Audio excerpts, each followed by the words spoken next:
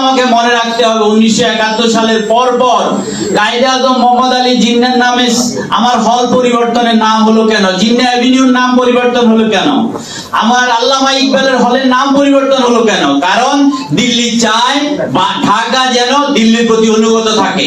যদি জিন্নার ছবি আমার সামনে সম্মানের সহিত থাকে তাহলে আমাকে দিল্লি শাসন করতে পারবে না।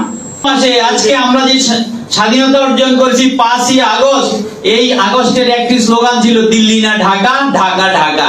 এক্ষেত্রে আমাদের সুস্পষ্টভাবে আমাদেরকে এই ছাত্র জনতা, এই শিশু শৈশব কিশোররা, ছাত্ররা, জনতারা, শ্রমিকরা শিক্ষা দিয়েছে যে দিল্লির প্রতি অনুগত থেকে বাংলা স্বাধীন থাকবে না। আমাকে স্বাধীন হতে গেলে অবশ্যই দিল্লির আনুগত্য ছাড়তে হবে। স্বাধীন সার্বভৌম সভরেন বাংলাদেশ, সভরেনটি ঢাকা, সভরেন বাংলাদেশ যদি আমি না অর্জন করতে পারি আমার স্বাধীনতা অর্থবহ হবে না। আমাদের অতীতের নেতৃবৃন্দের ভুলের কারণে আমাদের ভিতরে যে দূরত্ব সৃষ্টি হয়েছিল সেটাকে আমাকে নিরসন করতে হবে। কারণ আমাদের ইজ্জতের জন্য, আমাদের সম্মানের জন্য, আমাদের বেঁচে থাকার জন্য এটা প্রয়োজন। আজকে একদিকে পাকিস্তান আর একদিকে বাংলাদেশ, মাঝখানে একটা মুসলিম জাতি, তারা হিংস্র সবল, কালনাগিনীর হিংস্র সবল দেওয়ার জন্য সবসময় প্রস্তুত রয়েছে।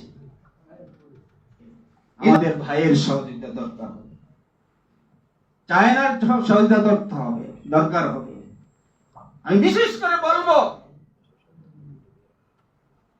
তুরস্ক একদিন এই সারা বিশ্বে মুসলিম খেলাফত পরিচালনা করেছিল। তোমরা মুসলমানদের স্বার্থের পেছনে তোমাদেরকে সবচেয়ে প্রথম আগিয়ে আসতে হবে।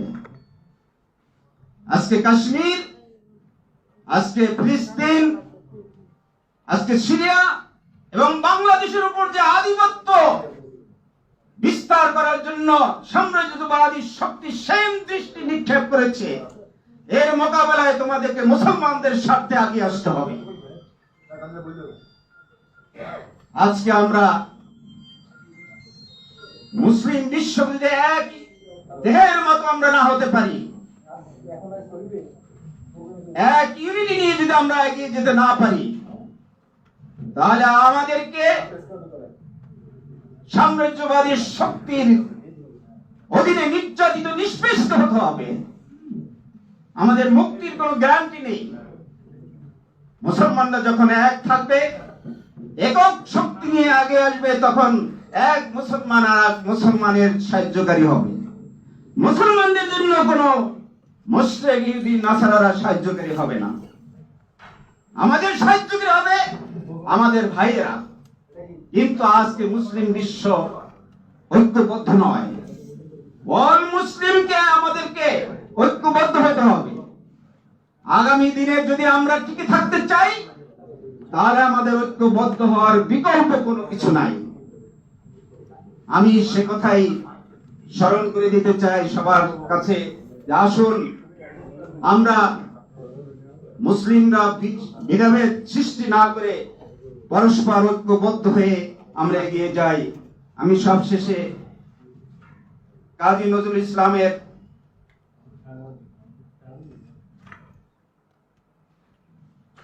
ওনার যে বক্তব্য দিচ্ছি একটু কোট করছি। বাজিছে দামামা, বাদরে আমামা, শির উঁচু করে মুসলমান, দাওয়াত এসেছে নয়া জামানার, ভাঙ্গা কেল্লায় ওরে নিশান। অন্যত্র বলেছেন, আল্লাহতে যার পূর্ণ ঈমান, কোথায় সে মুসলমান, কোথায় সে আরিফ আবেদ, যাহার জীবন মৃত্যু জ্ঞান, যার মুখে শুনি তৌহিদের কালাম, ভয়ে মৃত্যু করিত সালাম, যার ধ্বনি রবে কাঁপিত দুনিয়া, জিন পরি ইনসান। আর আমাদের এনশাদ কবি ফররুখ আহমদ বলেছেন, এখানে এখনো রাত্রি এসেছে নেমে, তবু দেখা যায় দূর বহুদে হেরার আস্তরণ। অন্যত্র বলেছেন, ছুঁড়ে ফেলো আজ আইসিরাতের মখমাল অবসাদ, নতুন পানিতে খুলে দাও হে মাদি সিন্দাবাদ। আর মহাকবি ইকবাল বলেছেন, चीन अरब है हमारा, हिंदुस्तान है हमारा, मुस्लिम है हम, सारे जहां है हमारा। अस्सलाम वालेकुम रहमतुल्लाह। इससे बहुत खुशी महसूस हो रहा है जो 15-16 साल बाद हम लोग उर्दू में और यहाँ भी प्रोग्राम में शामिल हो सका। इसके लिए ये प्रोग्राम का जो आयोजन किया उनके लिए दिल से मेरे शुक्रिया और धन्यवाद है। जेहेतु हम लोग मीरपुर मोहम्मदपुर हमारे बाप दादा पाकिस्तान के नाम पे मारे गए, जेहेतु भारत से आके इस देश को पाकिस्तान बनाए। बेशक अगर जिन्ना साहब नहीं रहते तो एशिया महादेश में मुसलमान का कोई मुल्क ना रहता। मोहम्मद अली जिन्ना साहब के लिए हम लोग एक पाकिस्तान पाया मुस्लिम, जहाँ पे हम लोग अपनी इज्जत से अपनी इस्लाम कायम करके रह सक रहे। और 1971 साल में भारत युद्धों करके हम लोग का इस देश को 2 टुकड़ा बना दिया और हम लोग के 50-56 साल में हमारे बाप दादा ये पाकिस्तान का सपना पे गुजर गए। इसलिए आज बहुत अच्छा लग रहा है जो हमारे पाकिस्तान के सब और ये हो रहा है। इंशाअल्लाह आगामी भी ऐसे चलते रहे, इसलिए हम आप लोग के सामने शुक्रिया अदा कर रहे हैं। 23 জুন মুর্শিদাবাদে চলতে শুরু হয়, তার সমাপ্তি ঘটান এই কায়েদ আজম মোহাম্মদ আলী জিন্নাহ। আমি আমার মরহুম পিতা, যে তখন আলিগড় ইউনিভার্সিটির ছাত্র ছিলেন এবং অল ইন্ডিয়ান মুসলিম ছাত্র লীগের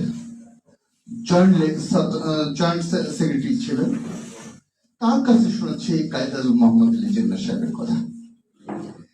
তিনি যেমন ছিলেন ব্যক্তিত্ব সম্পন্ন একজন মানুষ, তেমনি ছিলেন একজন মুসলিমের যে চরিত্র থাকা দরকার সেই চরিত্রগুলো। আমি তার আত্মার মাগফিরাত কামনা করি এবং এই জন্য তাকে নিয়ে গর্ব করি যে উনি যদি সেই দিন 1947 সালে এই বাংলাদেশের দায়িত্ব না নিত, তাহলে আমরা আজও পশ্চিমবাংলার মতন অবস্থায় থাকতাম, আমরা আজও ভারতের একটি অঙ্গরাজ্য হিসেবে থাকতাম।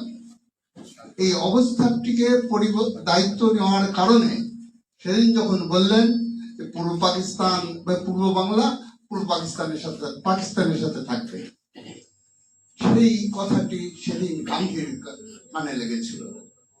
নেহরু প্যাটেলরা সেদিন ষড়যন্ত্র করছিল, যার প্রক্রিয়া আজও চলছে। বন্ধুরা, আজকে আমাদের বন্ধুত্বের পরিমাপটা করতে হবে, কারা কেন কি জন্য করেছিল। আজকে সেই দেশটি যদি আমরা মাথায় না রাখি, তাহলে স্যার সলিমুল্লাহ সাহেবকে বলেন আর যারা বারবার বিপ্লব করে রক্ত হচ্ছে তাদের সবাইকে বলে যাবে, আমরা কৃতদাসের মতো বসবাস করব। আমাদের অস্তিত্ব এই ভারতবর্ষের অস্তিত্ব, আমাদের অস্তিত্ব দক্ষিণ এশিয়ার শান্তির অস্তিত্ব। কোন মুসলমান জঙ্গি সন্ত্রাস নাশকতার সাথে জড়িত না।